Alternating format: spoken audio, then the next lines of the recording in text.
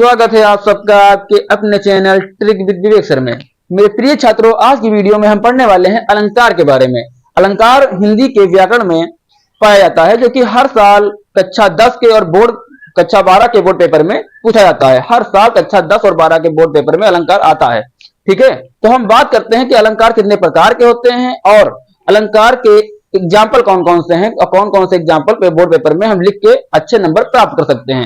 देखिए, अलंकार जो होते हैं ये होते हैं दो प्रकार के, शब्द अलंकार और दूसरा हमारा है अर्थ अलंकार। शब्द अलंकार जो होते हैं ये भी होते हैं तीन प्रकार के, अनुप्रास, यमक और श्लेष। अब अनुप्रास अलंकार क्या है समझते हैं। देखिए, अनुप्रास अलंकार में क्या होता है कि एक ही वर्ण अर्थात अक्षर यानी वाक्य की एवं भाषा की सबसे छोटी इकाई, जब एक ही वर्ण की आवृत्ति बार बार होती है तो वहां पे होता है अनुप्रास अलंकार। जैसे कि हम कहें रघुपति राघव राजा राम, तो रघुपत रा से रघुपत रा गया, फिर राजा मेरा राम मेरा, तो रा बार बार आ रहा है, तो यहाँ पे हो जाएगा अनुप्रास अलंकार।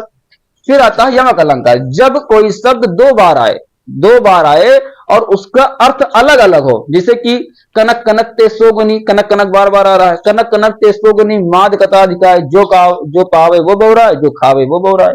फिर जैसे काली घटा का घमंड घटा। अब कनक कनक में क्या था कि एक कनक माने सोना, एक कनक माने धतूरा। अब काली घटा का घमंड घटा, अब इसमें समझिए, काली घटा का घमंड यानी कि एक घटा काला घटा जो बादल काले वाले, दूसरा घटा माने होता है कम होना, यानी कि काले बादलों का घमंड कम हो गया। फिर देखिए श्लेष अलंकार। जब एक ही शब्द के अलग अलग अर्थ हो, यानी कि एक वाक्य में एक शब्द आए तो कई बार, लेकिन उसके जो अर्थ हो वो भी भिन्न भिन्न हो। जैसे रहीमन पानी राखिए, बिन पानी सब सून, पानी गए न उबरे, मोती मानुष चून। तो इसमें पानी शब्द का अलग अलग अर्थ है।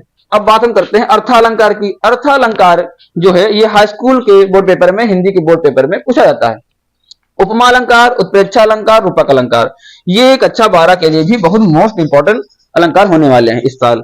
उपमा अलंकार में उपमा में क्या होता है, तुलना होता है। जब उपमेय में उपमान का तुलना की जाए, ठीक है, तो वहां पे होता है उपमा अलंकार। अब देखिए, इसको हम ट्रिक के माध्यम से समझाने की कोशिश करते हैं। यानी कि जब किसी वाक्य में योजक चिन्ह, जो ये चिन्ह लगा है, योजक चिन्ह आया हो और इसके बाद सा सी सरिस आया हो, तब वहां पे होता है उपमा अलंकार। जैसे मुख चंद सा सुंदर है, ठीक है, आप इसके एग्जाम्पल में लिख सकते हैं।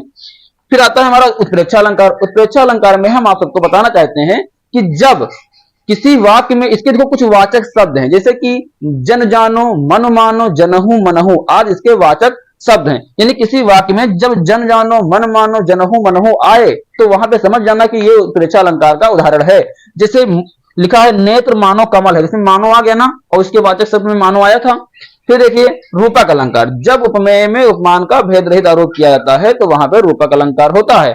जैसे कि अभी हमने कहा कि उपमा में क्या आ जाए, योजक चिन्ह आ जाए और सास सी सरिस आए, लेकिन इसमें क्या होगा कि योजक चिन्ह तो आएगा लेकिन सास सी सरिस नहीं आएगा। इसके एग्जाम्पल में जैसे पायो जी मैंने प्रेम रतन धन पायो, यहाँ पे हो जाएगा रूपक अलंकार। तो आशा करते हैं आपको ये वीडियो पसंद आई होगी। धन्यवाद।